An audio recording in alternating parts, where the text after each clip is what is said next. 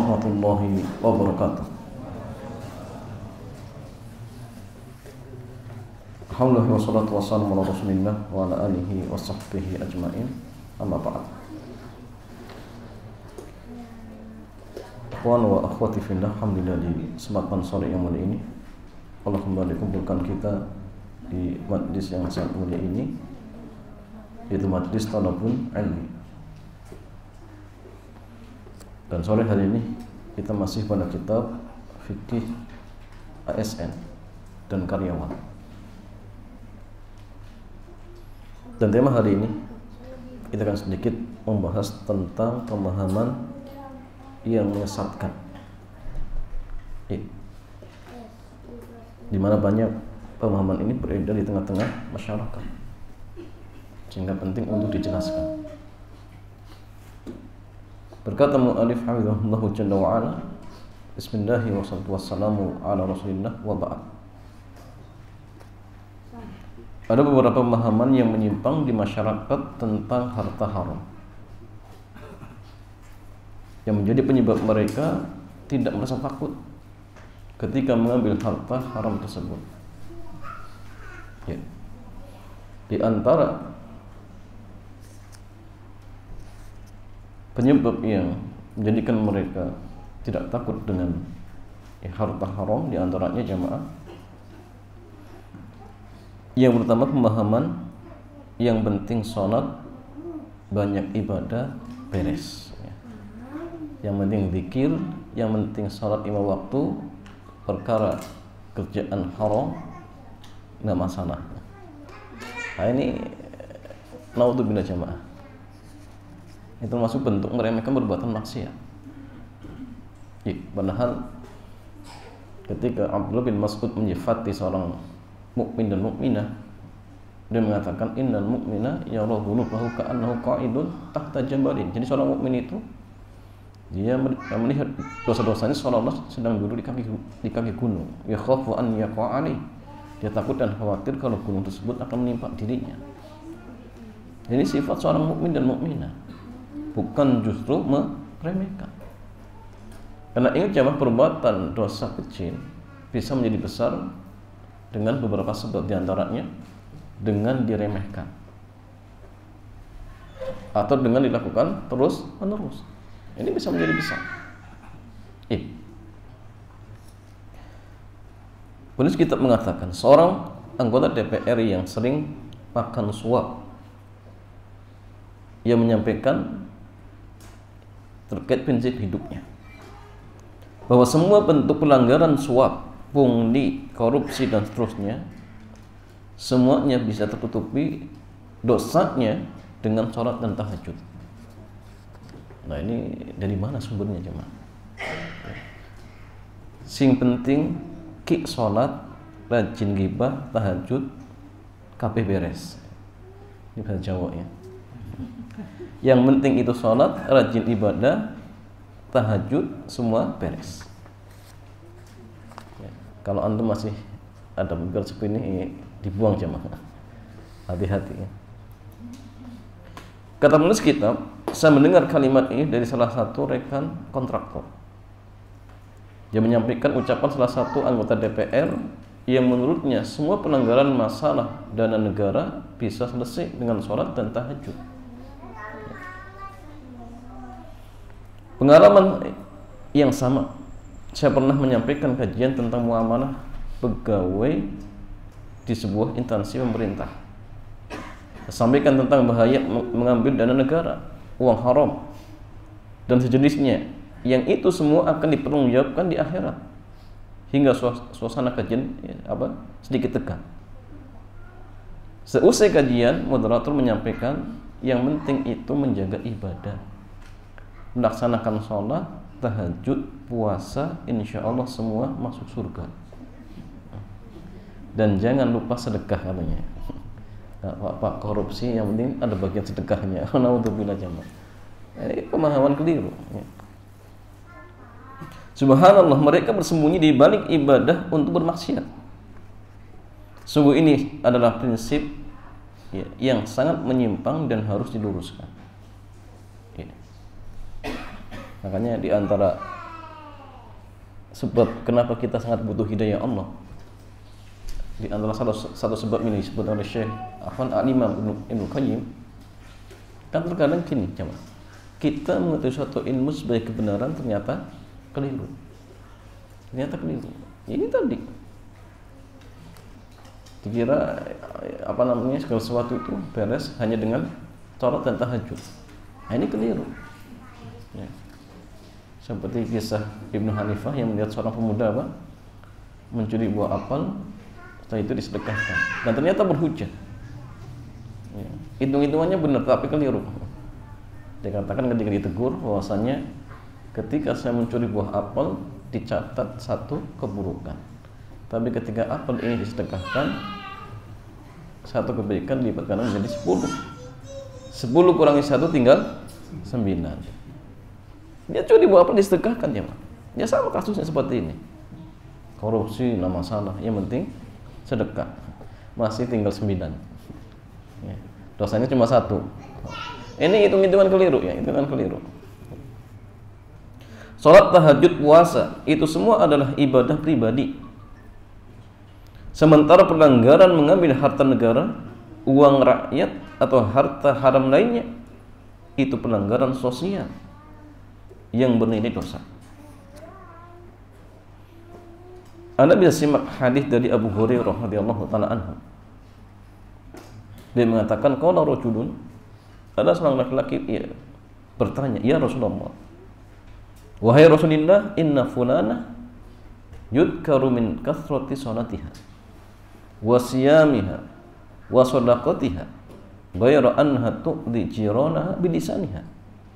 Qala hiya finnar. Jadi ada seorang laki-laki bertanya kepada Nabi,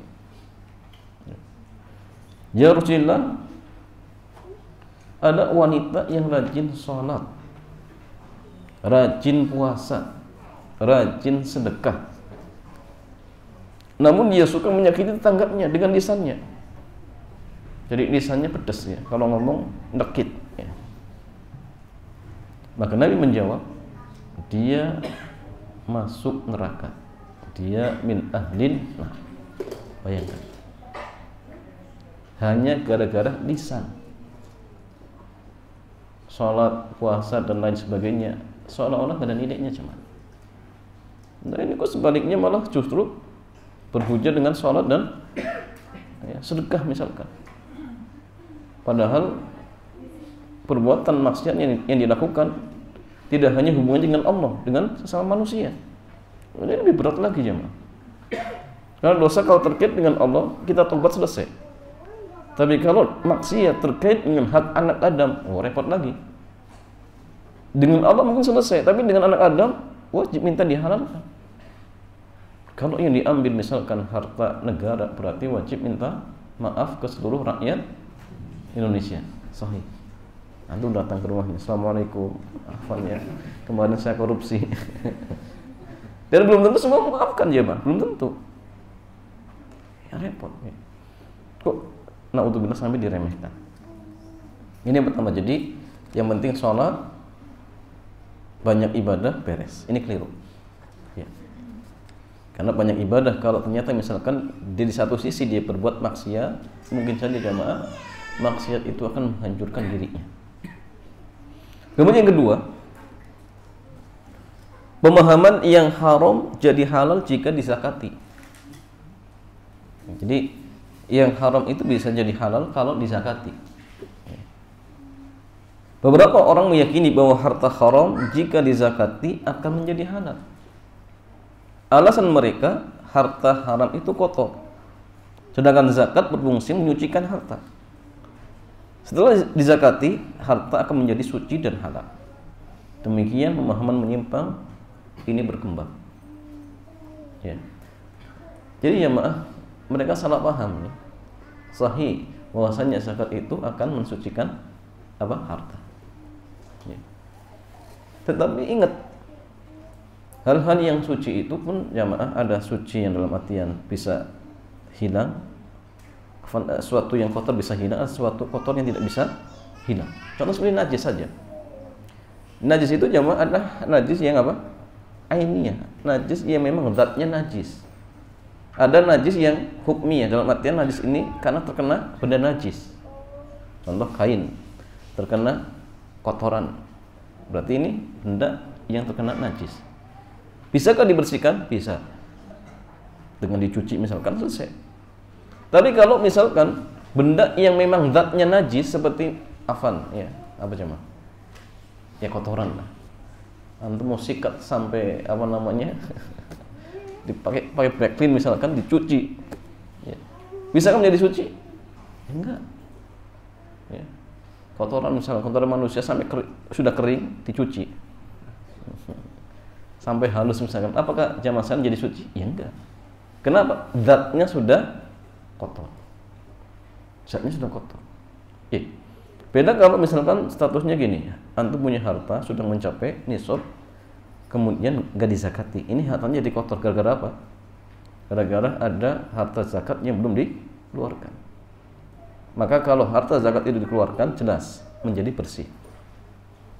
Tapi kalau misalkan harta itu sudah haram, mau dibersihkan apanya jemaah?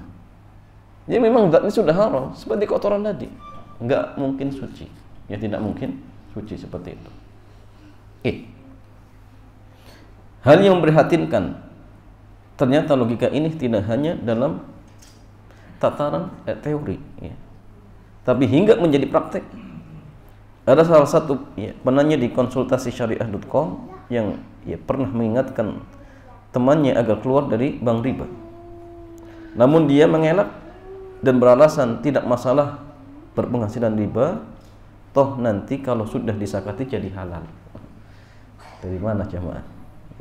Innalillahi wa inna ilaihi raji'un. Awas setan membisikkan. Bagian penting yang perlu kita sadari, tidak ada kemaksiatan di alam ini yang dilakukan tanpa alasan. Ketika Allah Jalla wa'ala mengharamkan bangkai orang-orang musyrik, beralasan, bagaimana mungkin bangkai yang disembelih oleh Allah kalian haramkan, sementara hewan yang kalian sembelih sendiri kalian halalkan? Jelas sama.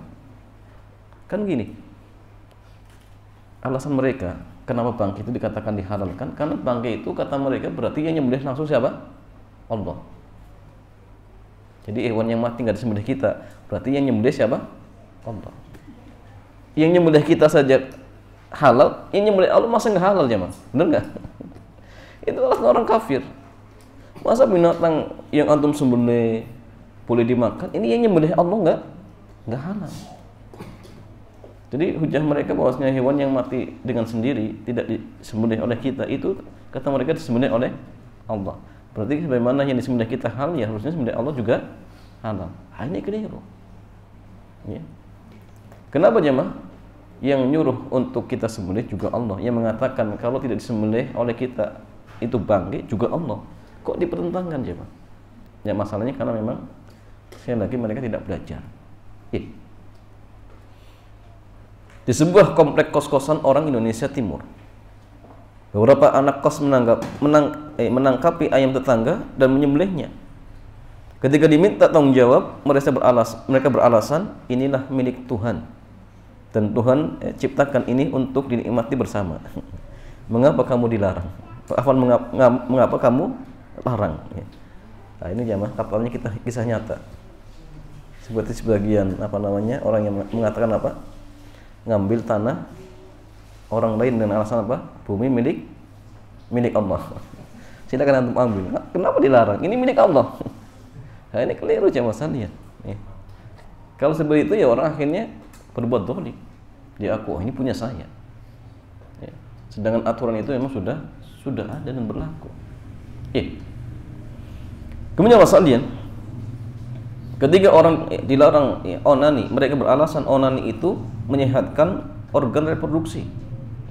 Karena jika tidak dibuang akan terjadi tumpukan sperma yang bisa membahayakan badan. Ketika khamr diharamkan, mereka beralasan khamr bisa menghangatkan badan dan bisa untuk jamu. Apalagi kalau misalkan beralasan apa? Bisa memperbanyak lapangan pekerjaan. Nah, ini nanti jamaah sekalian. Setiap tadi perbuatan maksiat belum tentu semuanya apa? Buruk. Ada hal-hal baiknya. Tetapi ingat jamaah, ini kaidah bahwasannya manfaat itu ada yang mulgoh, ada yang mu'tabaroh. Mu'tabaroh itu dianggap oleh syariat, mulgoh itu dibatalkan. Maka manfaat yang dianggap oleh syariat itulah yang manfaat yang boleh kita manfaatkan. Tapi kalau yang dibatalkan nggak boleh. Contoh khamar tadi sama. Ada manfaatnya. Ya. Di antaranya menghangatkan badan, membuka lapangan pekerjaan. Apakah manfaat seperti ini dibenarkan oleh syariat? Jawabannya tidak. Jawabannya tidak. Nah, sehingga walaupun ada manfaat seperti ini tetap dilarang. Tetap dilarang. Ya, karena sekali lagi, sesuatu yang diharamkan belum tentu semuanya buruk. Belum tentu semuanya buruk. Kemudian masalian, ketika nonton porno dilarang, mereka beralasan ini untuk berbagi cara berfantasi, menyegarkan kehidupan rumah tangga. Naudzubillah jemaah. Ketika syirik dilarang, mereka kor-kor. Ini bagian kearifan lokal yang selayaknya kita pertahankan dan kita lestarikan. Banyak alasan jemaah. Ketika mereka dilarang mencari penghasilan yang haram, mereka beralasan nanti kalau sudah disakati kan jadi halal. Ya kalau begitu ya sudah, antum belajar ilmu bagaimana cara merampok yang bagus. Ya. Antum dapat, saya itu zakati, rusak jemaah. Kalau ini benarkan, kehidupan tidak akan aman jemaah. Berarti artinya harta orang lain itu boleh diambil, ya. Nggak terjaga. Gimana kalau misalkan dibolehkan? Boleh setiap orang ngambil harta orang lain, yang penting nanti disakati jadi halal. Gimana kalau disebar jemaah? Dia sendiri pun secara fitrah nggak akan setuju. Nggak akan setuju jemaah. Coba dipraktikkan. Setelah dia dapat uangnya, kita rampok. Gimana? Alasan kita, ya udah nanti saya sakati jadi halal. Selesai. Ya. Ini jelas pemahaman keliru. Jelas pemahaman yang keliru. Iya. Dan masih ada sejuta alasan lainnya, ya, sebagai pembelaan terhadap kemaksiatan. Dan inilah sebagaimana yang Allah gambarkan, wa kadzalika ja'alna likulli nabiyyin aduwwan syayatin, ya syayatinal insi wal jin, yuhi ba'duhum ila ba'din ya zukhrufal qawli ghurura walau syaa rabbuk ma fa'alu fadharhum wa ma yaftarun walitasgha ilaihi afidatul ladzina la yu'minuna bil akhirah waliyardauhu waliyaqtarifu ma hum muqtarifun. Demikianlah kami jadikan bagi tiap-tiap nabi itu musuh, yaitu setan dari jenis manusia dan jin. Makanya jamaah, setan itu artinya apa? Sifat buruk. Maka jin yang buruk itu setan, manusia yang buruk juga setan. Mandi parah. Setan dari kalangan manusia atau jin jamaah? Kalau setan di kalangan jin, antum baca ta'awud selesai hilang, mungkin kabur. Nah, kalau setan di kalangan manusia, bacaan ta'awud ngacengir ya, nggak lari-lari. Itu kadang bahaya. Makanya ketika bulan Ramadan itu kelihatan ya, banyak setan-setan di kalangan manusia apa? Nggak mempan dengan bulan Ramadan. Buktinya apa?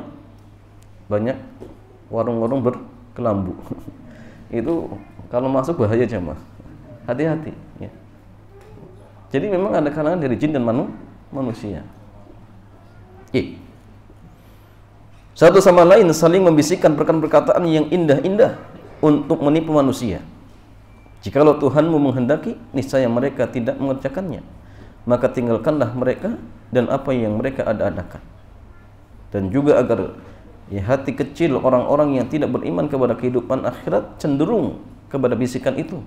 Mereka merasa senang kepadanya, dan supaya mereka mengerjakan apa yang mereka kerjakan. Dan para ulama jamaah ketika menyebutkan tentang bisikan-bisikan di sini maksudnya syubhat. Itu alasan yang merusak pemikiran manusia sehingga mereka bisa menikmati maksiat tanpa merasa terbebani dengan dosa. Maka ini hati-hati ya. Kalau ada seorang bermaksiat kok tidak dalam artian merasa bersalah, wah ini musibah jemaah. Barangkali mungkin keimannya sudah semakin apa? Semakin tipis. Tapi kalau antum misalkan berbuat maksiat kok kayaknya berat, berarti karena itu ada keimanan jemaah. Iman kita tidak ridho, tidak rela. Tapi kalau hati kita tenang, ya sudah sekian lama kerja di lembaga yang haram kok nggak pernah terbetik untuk apa? untuk keluar, nggak merasa bersalah, ini hati-hati jemaah.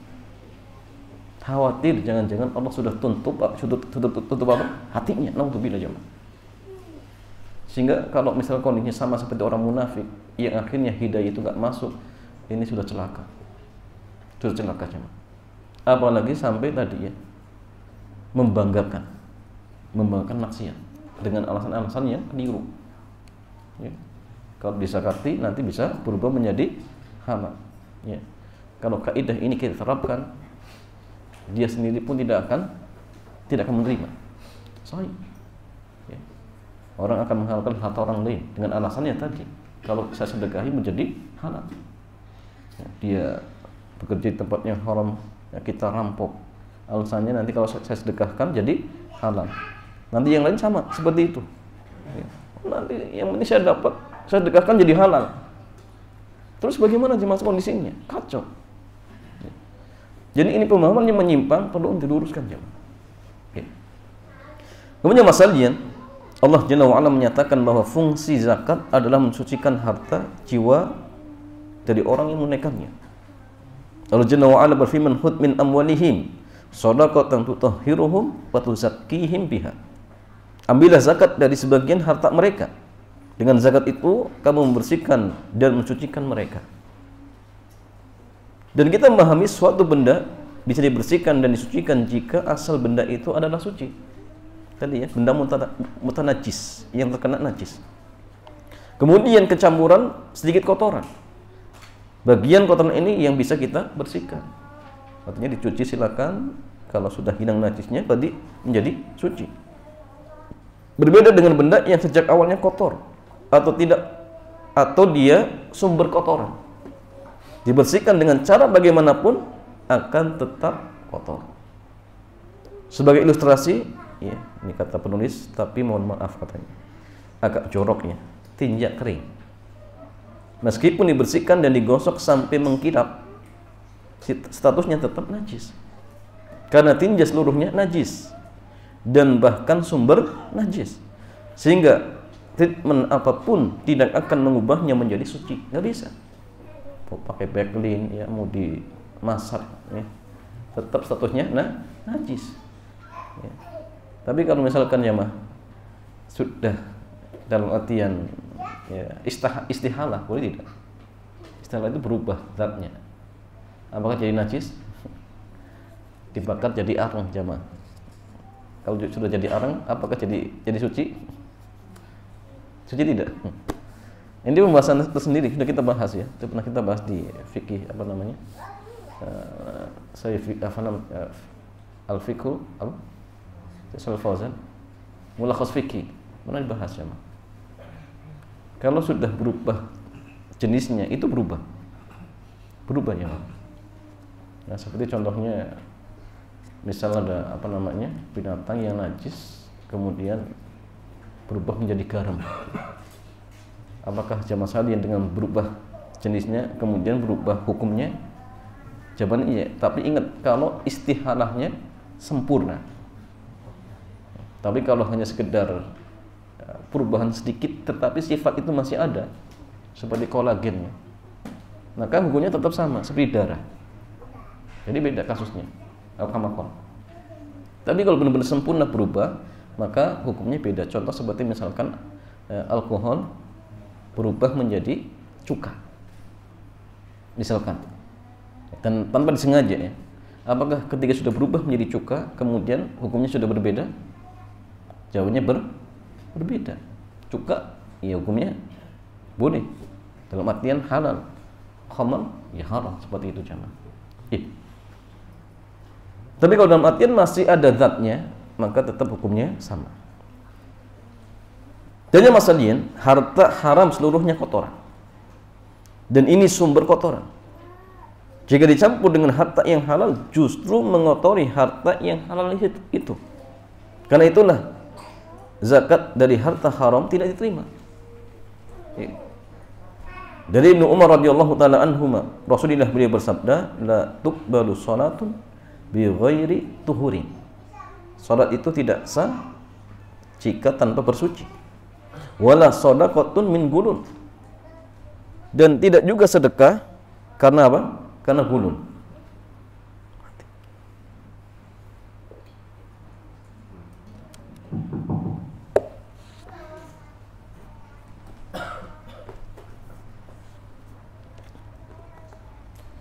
Ya juga jamaah sekalian, ingat harta yang tadi ya. Haram itu sekali lagi kalau haram zatnya nggak mungkin bisa disucikan, nggak mungkin. Ya tidak mungkin disucikan. Ya. Makanya harta yang haram secara zatnya itu bisa berupa dalam artian zatnya memang halal, seperti apa? Babi misalkan. Ini babi mau digosok dengan model apapun jamaah ya tetap apa? Najis, nggak bisa suci. Itu malah harta yang hukumnya sama. Itu harta-harta yang dalam artian memang dia ambil dengan cara apa? Paksa. Nah ini jamaah nggak akan berubah. Ya tidak akan berubah. Statusnya tetap haram. Mau diapakan pun tetap harus disedekahkan, tuh tetap nggak boleh. Tetap tidak dibolehkan. Kemudian masalahnya catatan apa itu gulul?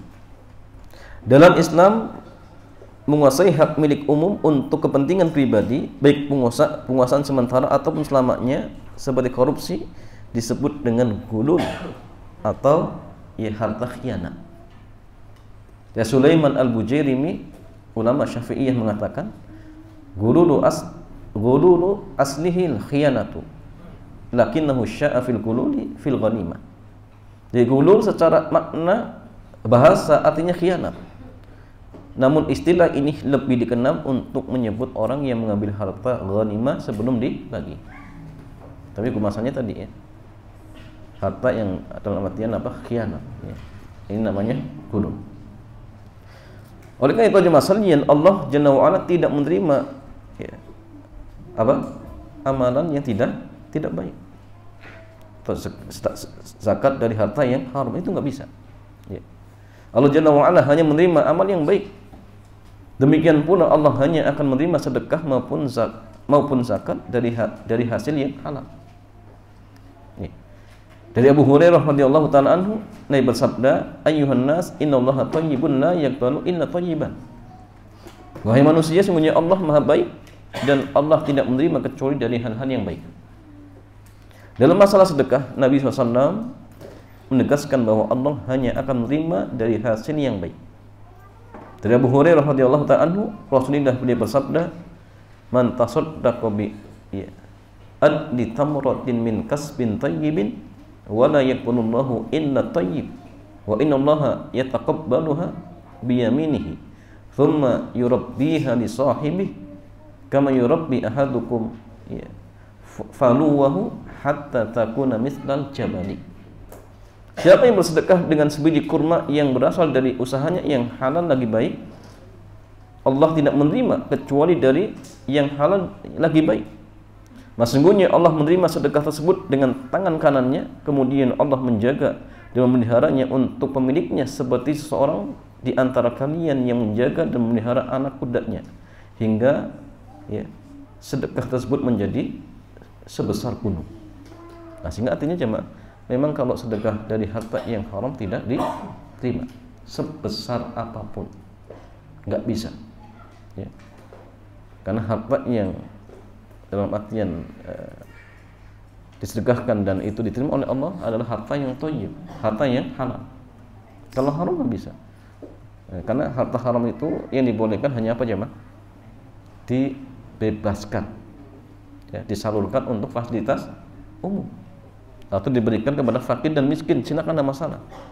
Tapi kalau dalam artian misalkan antum niat sedekah ya, datang ke masjid misalkan, boleh tidak? Nggak boleh. Nah, tidak diperbolehkan ya.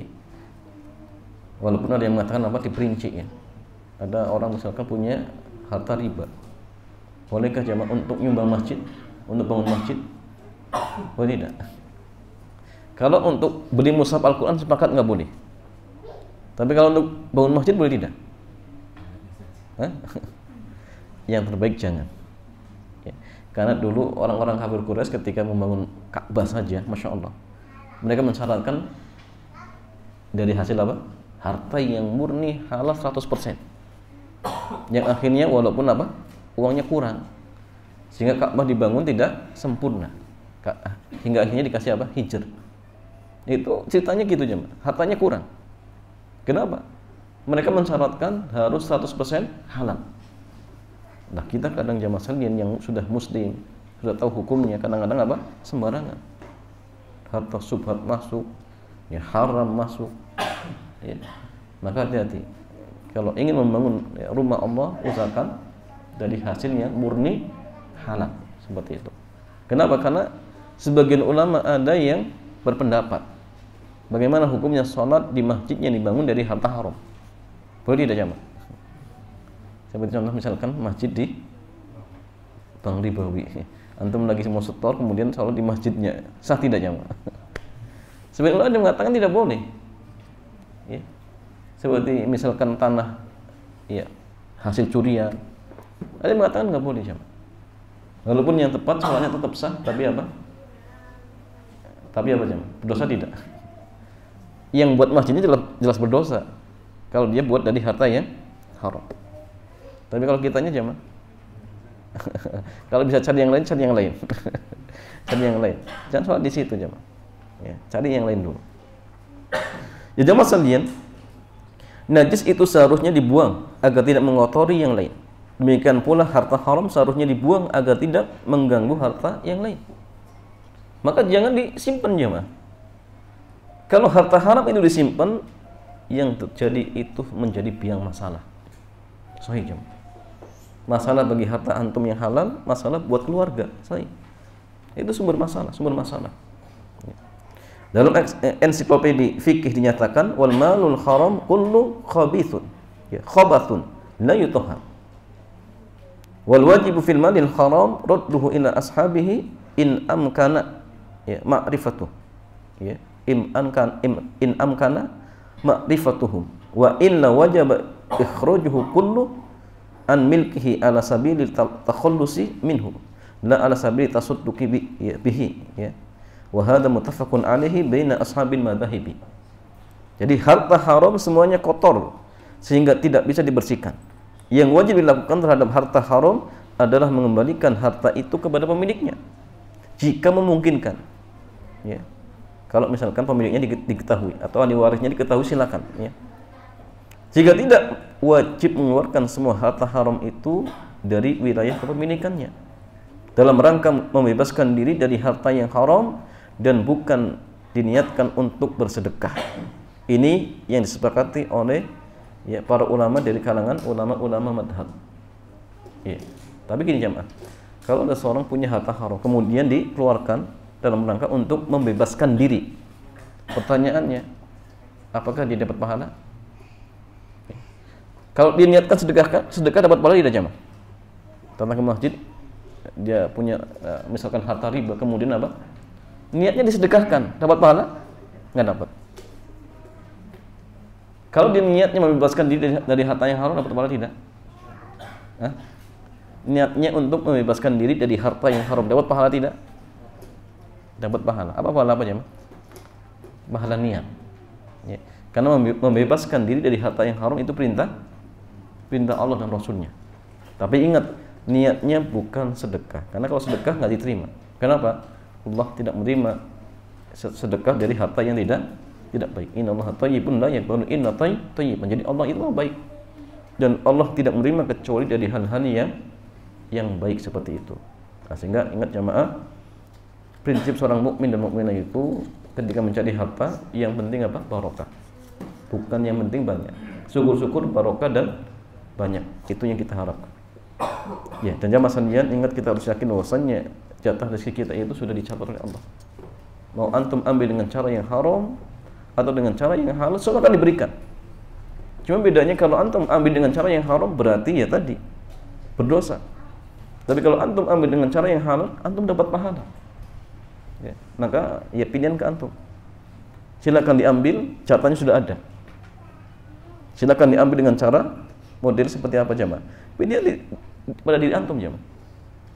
Ya tentu orang yang berakal, yang berilmu, dia akan memilih mengambil dengan cara yang halal agar dapat pahala dari Allah Subhanahu wa ta'ala. Sehingga jangan sampai kita bersandar dengan prinsip-prinsip tadi. Ya, tidak masalah haram, yang penting di apa? Zakati. Naudzubillah jemaah. Nggak masalah penghasilan haram, yang penting sholat, puasa, beres. Ini keliru. Ya. Dikira jamaah sekalian. Dalam artian apakah sholat akan membereskan semua? Ya apa namanya pekerjaan-pekerjaan yang haram? Enggak ya. Itu kaitannya beda. Antum ambil hak orang lain, ini adalah hak anak Adam, beda lagi jamaah. Maksiatnya beda. Beda lagi kalau maksiat terkait dengan Allah Subhanahu wa taala. Ya wallahu taala a'lam bishawab. Demikian jamaah, mudah-mudahan ya bermanfaat dan bisa menjadi pengingat bagi kita. Dan selanjutnya seperti biasa kita buka tanya jawab. Dipersilahkan.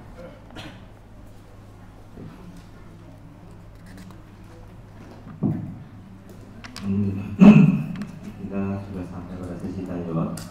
Bagi jemaah dari Ivan yang bertanya langsung, dipersilakan.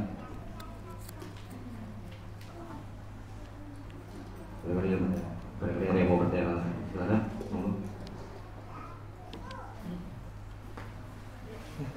Kalau sebelum mulai dah. Ini dua tema. Bagaimana hukum menyediakan kotak uang sumbangan saat ada keluarga yang meninggal? Ketiga ada apa, keluarga? Apa? Bagaimana hukumnya menyediakan kotak uang sumbangan saat ada anggota keluarga yang meninggal? Apa hukumnya membuat atau menyediakan kotak sumbangan ketika ada keluarga yang meninggal dunia?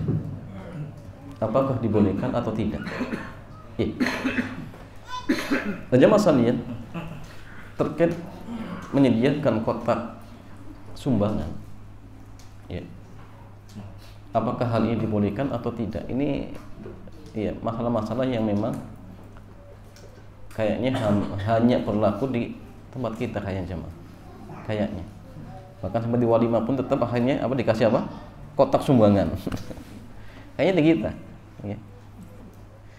Sehingga para asatidzah kita pun berbeda pendapat. Ada yang mengatakan dibolehkan. Kenapa? Mereka memandang ini babnya memudahkan saja. Karena ada orang ingin nyumbang. Kalau dibiarkan perceceran, oh ini masalah jemaah, merepotkan. Akhirnya dibuatlah apa? Ya, kotak apa jemaah? Sumbangan. Tapi sebenarnya yang lain mengatakan apa? Tidak dibolehkan. Kenapa? Ini dianggap minta-minta. Sedangkan minta-minta itu hanya dibolehkan bagi orang yang dikecualikan, seperti orang yang jatuh bangkrut. Itu boleh. Tapi kalau dia mampu misalkan, nggak boleh jemaah. Tidak boleh. Sekarang gini. Ketika ada orang meninggal dunia, kemudian dia taruh sumbangan. Misalkan, sumbangan ini tujuannya untuk siapa jemaah? Apakah untuk si mayit atau untuk ahli waris? Itu beda. Kalau babnya untuk ahli waris yang orang yang tinggalkan, misalkan, berarti ini babnya apa? Minta-minta. Jelas? Kalau mereka ternyata orang-orang yang mampu, bolehkah minta-minta jemaah? Nggak boleh. Tapi kalau niatnya untuk si mayit, boleh tidak jemaah? Jawabannya dilihat, si mayit itu yang dibutuhkan apa? Kafan. Iya. Kalau ternyata misalnya kafan saja nggak ada, silahkan, nggak masalah. Karena kita punya tanggung jawab jemaah. Kalau kita yang meninggal dunia nggak punya kain kafan, kita bantu, nggak masalah. Nah, makanya gini ya, ketika ada sumbangan, ketika misal ada orang yang meninggal dunia, itu sumbangan itu milik siapa jemaah? Karena ini beda, ini hukumnya beda. Kalau dalam artian sumbangan ini milik si mayit, berarti jatuhnya nanti harta warisan. Ada sumbangan sampai misalkan 1 miliar, misalkan. Antumnya berpikir cuma apa? 100.000. Kalau 1 miliar gimana jemaah? Ini milik siapa? Kalau niat yang nyumbang untuk si mayit, berarti masuknya apa? Harta tirkah. Tirkah ini dibagi 4. Pertama untuk urusan jenazahnya, kedua untuk utang si mayit, ketiga untuk wasiat, yang keempat baru warisan. Kalau niat penyumbangnya untuk si mayit, ya. Tapi kalau niatnya untuk membantu keluarga yang tinggalkan, ya silakan. Sesuai dengan apa? Maksud dan tujuan. Siapa yang dituju? Anak yang pertama, anak yang kedua, anak yang ketiga, kasihkan. Sesuai dengan amanah. Ya, sehingga artinya jamaah harus dipastikan. Tapi biasanya di kita itu mantunya untuk siapa jamaah? Untuk keluarga atau untuk si mayit? Kita itu nggak jelas jamaah. Tapi biasanya dipakai untuk acara-acara yang tidak beresnya. Itu jadi masalah jamaah. Itu masalah. Ya. Yang dianjurkan memang gini jamaah. Ketika ada seorang meninggal dunia, sebagaimana Nabi mengatakan ketika apa? Ya, Ja'far meninggal dunia, kemudian Nabi mengatakan untuk membuat makanan. Dan itu untuk keluarganya. Isna'u li ahli Ja'far ta'aman. Buatlah untuk keluarga Ja'far makanan. Kenapa? Karena mereka sedang disibukkan. Berarti dianjurkan untuk nyumbang untuk keluarganya, memberikan makanan. Karena si mayit itu cukup dengan kain kafan ya, Mas. Sehingga yang dibutuhkan itu keluarga yang tinggalkan. Barangkali mungkin suami, ya karena yang cari nafkah suami sekarang nggak ada. Antum bantu keluarganya, bantu keluarganya. Nah sehingga gini, kalau mereka termasuk orang-orang yang kaya, misalkan keluarga yang kaya, maka jangan apa? Naruh kotak sumbangan. Ya. Kenapa jemaah? Karena masuknya babnya minta. Tapi kalau misalkan mereka orang yang tidak mampu dan butuh uang dan memang dia layak untuk minta-minta, maka boleh untuk minta. Ya. Tapi kalau bisa ya tulis saja nih. Kotak minta-minta. Tapi jamaah sandian, Allah alam jamaah, kalau antum ingin nyumbang boleh. Tetapi kalau bisa sahibul musibah. Kalau tidak membuat atau tidak menyediakan ya, kotak sumbangan, maka ini jauh lebih baik. Jadi kalau ingin nyumbang langsung saja sampaikan ke orangnya, ya, bahwasanya ini sumbangan. Ya, karena gini jam, uang yang antum kasihkan itu sumbangan atau hadiah jam? Sumbangan atau hadiah atau sedekah? Beda ya. Kalau hadiah berarti yang terbaik ditulis.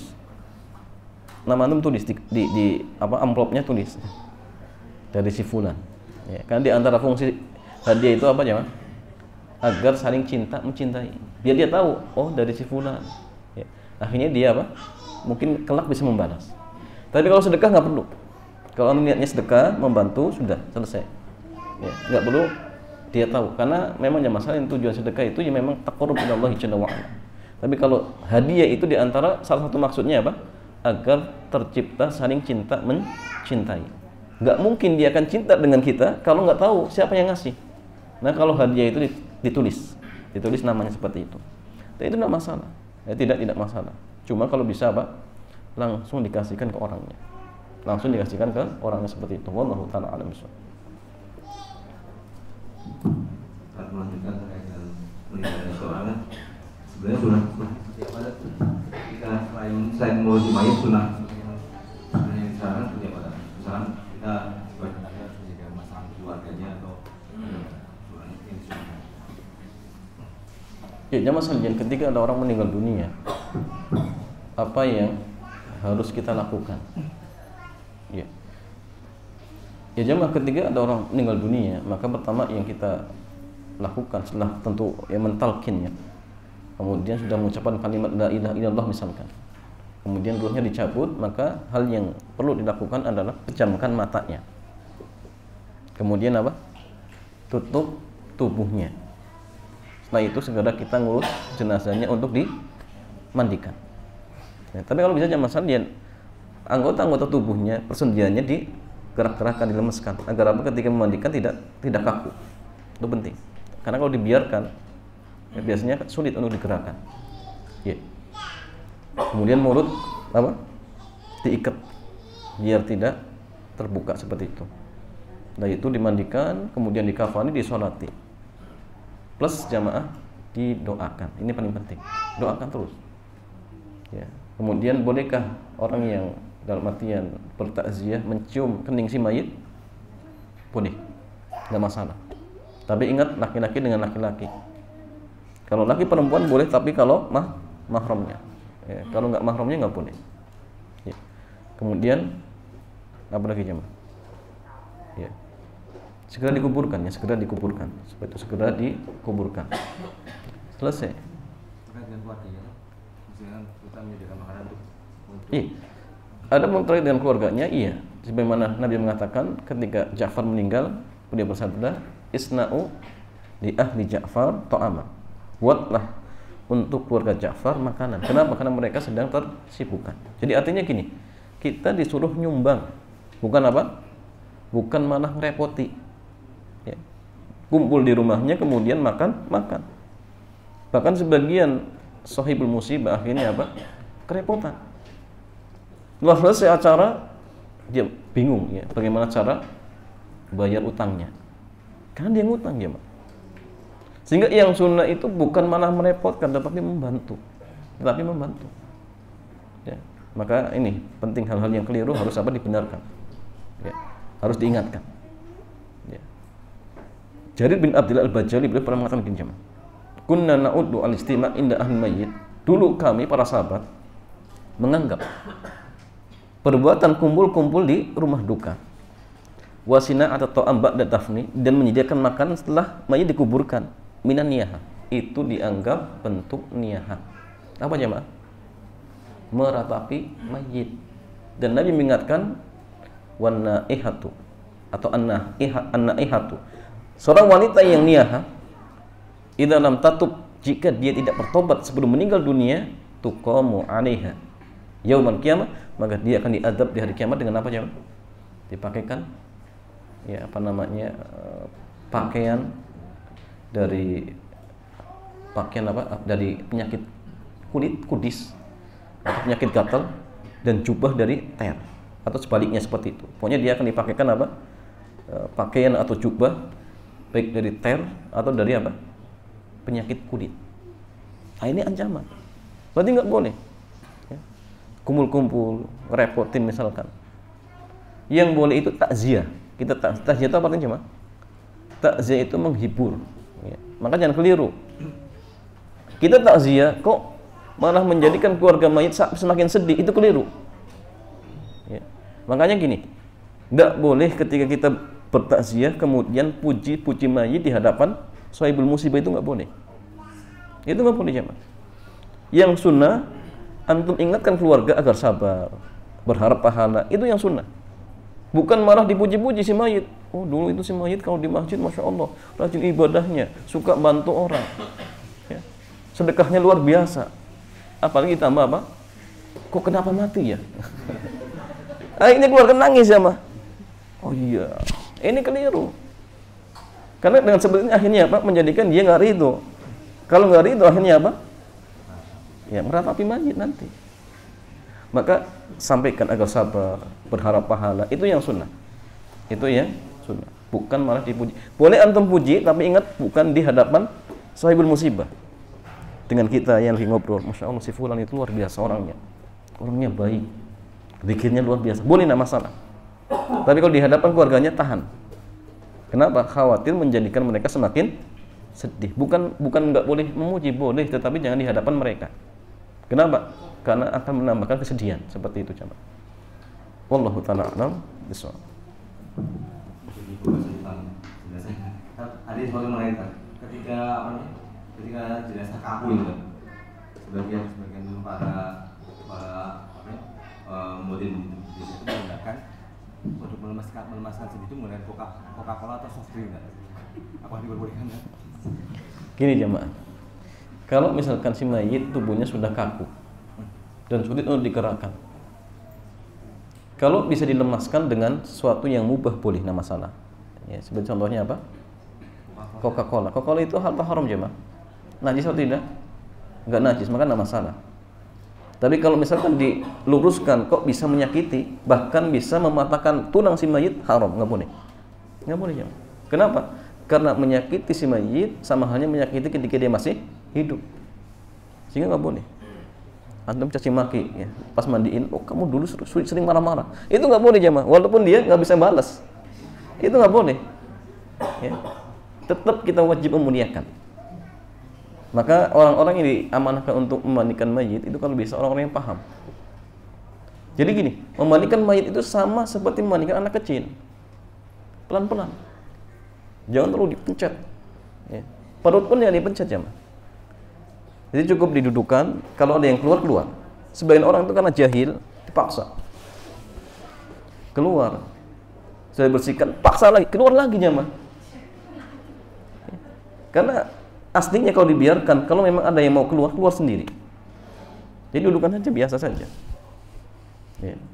kalau pas ingin memandikan atau membasuh mukanya itu nggak boleh langsung dikucur, tapi tutupi pakai tangan. Ya. Ketika ingin mengusap bagian auratnya, maka harus ditutupi dengan anduk dan tidak boleh megang langsung. Antum pakai apa? Sarung tangan. Itu nggak boleh. Jadi memang harus orang-orang yang paham, bukan asal berani, ya. Asal berani dia mandikan, ya.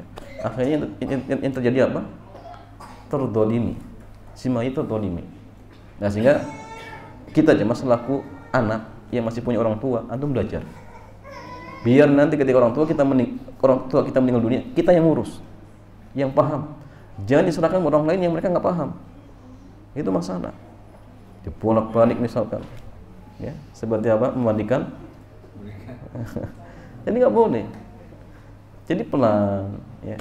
Kalau pas basuh tangan juga pelan, seperti anak kecil.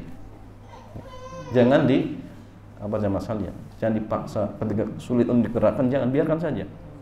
Bahkan seperti contoh misalnya gini, ada cincin, mau dilepas sulit, dilepas bisa membuat luka, biarkan saja. Ada gigi palsu, misalkan, kalau dilepas mungkin bisa membahayakan, sobek, jangan, biarkan saja. Tapi kalau dilepas kok tidak membahayakan, lepaskan. Tapi kalau dilepaskan kok bisa melukai, bahkan misalkan jarinya bisa putus, itu nggak boleh jemaah. Ya. Ternyata cincinnya mahal, harganya mungkin 1 miliar. Ini harus dipotong. Ya. Jangan, tetap biarkan saja.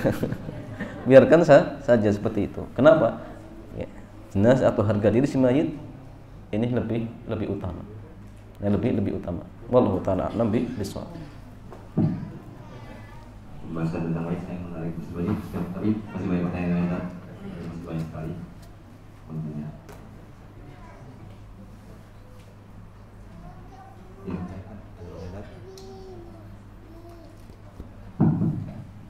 Mohon pencerahan. Setiap yang makruh adalah sedekah qadha, anak tidak berkelebihan harta, hanya cukup untuk kebutuhan sehari-hari. Kalau tidak ada harta lebih untuk sedekah, bolehkah bersedekah dengan cara membaca dan Al-Quran? Ya, maksud sedekah itu umum, ya. Bedakan sedekah dengan nafkah. Nafkah itu lebih khusus terkait dengan harta. Sedekah itu lebih umum, baik dengan harta ataupun dengan zikir. Makanya kullu tasbihatin shadaqah wa kullu takbiratin shadaqah. Tapi semua itu jamaah tercukupi dengan apa? Salat duha 2 rakaat. Ya. Karena setiap persendian kita itu punya hak untuk kita sedekahi setiap hari. Tapi semua itu tercukupi dengan salat 2 rakaat duha. Nah, sehingga artinya gini, sedekah itu dalam artian umum. Nggak mampu dengan harta, silakan dengan ucapan-ucapan yang baik, ya. Dengan zikir itu boleh, tidak masalah. Tapi kalau nafkah ataupun infak itu lebih khusus terkait tentang masalah harta. Dan infak ini umum jemaah. Bahkan yang paling afdol berinfak atau bersedekah dengan harta kepada orang tua, kepada istri, kepada kerabat, itu lebih afdol. Nah gini, ketika antum nggak bisa berinfak kepada orang lain, tapi kita hanya infaknya kepada kerabat, kepada istri, kepada orang tua, ini sudah cukup jemaah. Sudah cukup. Jadi jangan dipahami sedekah itu atau infak itu hanya kepada orang lain.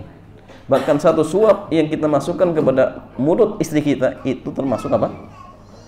Sedekah atau infak.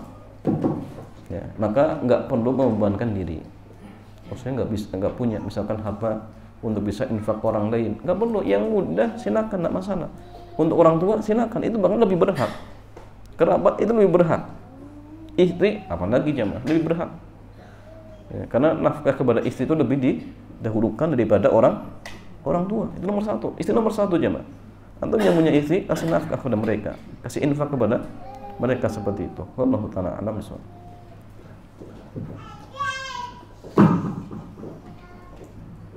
Yang berikutnya, jika istri bekerja dan punya penghasilan, bagaimana zakatnya? Apakah bisa digabung dengan harta suami?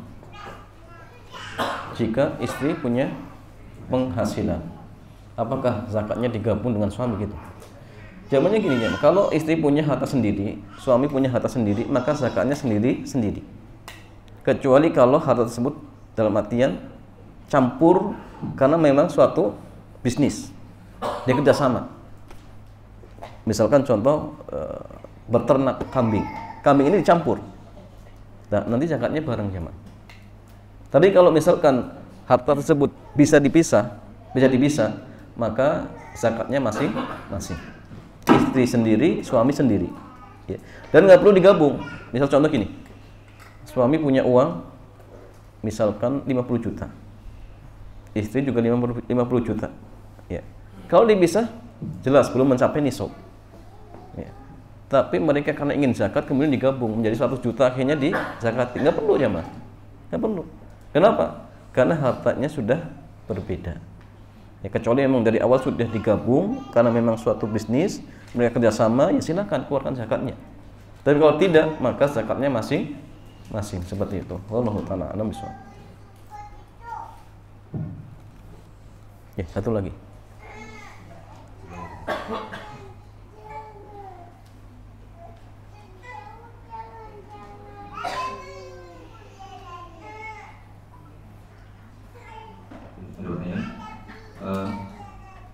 Bagaimana jika kita diberikan uang dari kerabat yang ASN? Ya masalahnya ASN itu macam-macam kerjaannya. Ada yang hal, ada yang haram. Ya. Jadi lihat kerjaannya apa dulu. Ya. Kalau dalam artian kerjanya halal, ya sudah selesai. Buat dia halal, buat hadiah halal. Tapi masalahnya kalau misalkan kerjaannya haram, misal, ya, maka dilihat kerjaan haramnya seperti apa. Ya, contoh misalkan dalam artian dia kerja di lembaga apa jemaah yang haram, pajak lah. Berarti dia ngambil harta dengan cara apa? Saling ridho, tapi ini haram. Dan ini sudah pernah kita jelaskan. Kalau sudah berpindah dengan cara yang mubah, apakah berubah menjadi halal? Berubah tidak jemaah? Kalau yang jenis seperti ini, wallahu a'lam, pendapat yang kuat akan berubah kalau berpindah dengan cara yang mubah, contoh lewat hadiah, maka berubah menjadi halal. Adapun dianya ya tetap haram. Tapi antum yang dikasih hadiah, ditraktir misalkan, maka yang sahih dalam hal ini halal buat antum, haram buat dia. Sebagaimana kaidah Syekh Muhammad bin Shalih Al-Utsaimin, harta haram karena cara mendapatkannya, yang haram hanya yang mendapatkan. Adapun yang dikasih dengan jalur yang mubah, maka hukumnya berubah menjadi mubah. Dan ini pendapat yang kuat dari 3 pendapat di kalangan para ulama kita seperti itu. Wallahu ta'ala a'lam bishawab. Ya jemaah sekalian, demikian mudah-mudahan kajian kesempatan sore hari ini bermanfaat dan mudah-mudahan Allah Jalla memberikan keberkahan kepada harta kita, menjadikan anak-anak kita menjadi anak-anak yang salih dan salihah yang berbakti kepada kedua orang tuanya. Dan kita berdoa kepada Allah, mudah-mudahan kita kelak semua akan dikumpulkan oleh Allah di tempatnya yang mulia, itu surganya Allah Subhanahu wa taala. Demikian, mudah-mudahan bermanfaat. Kita tutup subhanakallahumma bihamdik, asyhadu an la ilaha illa anta, astaghfiruka wa atubu ilaik. Assalamualaikum warahmatullahi wabarakatuh. Baik, kemudian dari kajian A dan kajian pelajaran ini, bagi pertanyaan yang sudah disampaikan kepada kami, insya Allah akan membacakan pekan depan. Selain kami mengingatkan bahwa saya juga mengadakan kajian bertema tauhid di setiap hari Senin pada Isya pukul 20 di Mushola Al-Faid di Jalan Candi Penataran 1 di depan Makam Berkota 2 di Manyaran, ya. Insya Allah dihubur oleh Ustaz Abu Ben juga. Kemudian setiap hari Sabtu pekan kedua dan keempat kami mengajarkan kajian bertema fikih keluarga di Masjid Akhwawi Asyatika di depan Rumah Sakit Dr. Karyadi Semarang. Bagi jemaah yang berluang waktu dipersilakan untuk hadir pada 2 kajian tersebut. Kemudian kami ingatkan lagi pada tanggal 3 September atau pekan depan, insya Allah kami akan mengadakan kajian akbar bersama Ustaz Aminul Bait pada subuh atau pada suatu berjamaah di Masjid At-Taqwa Petompon. Bagi yang berluang waktu, monggo untuk bisa hadir di kajian-kajian tersebut dan tetap hadir pada kajian-kajian berikutnya, karena insya Allah kami akan tetap membagikan buku selama ada musim yang akan menghadirkan buku untuk para jamaah. Demikian kajian kita pada sore hari ini.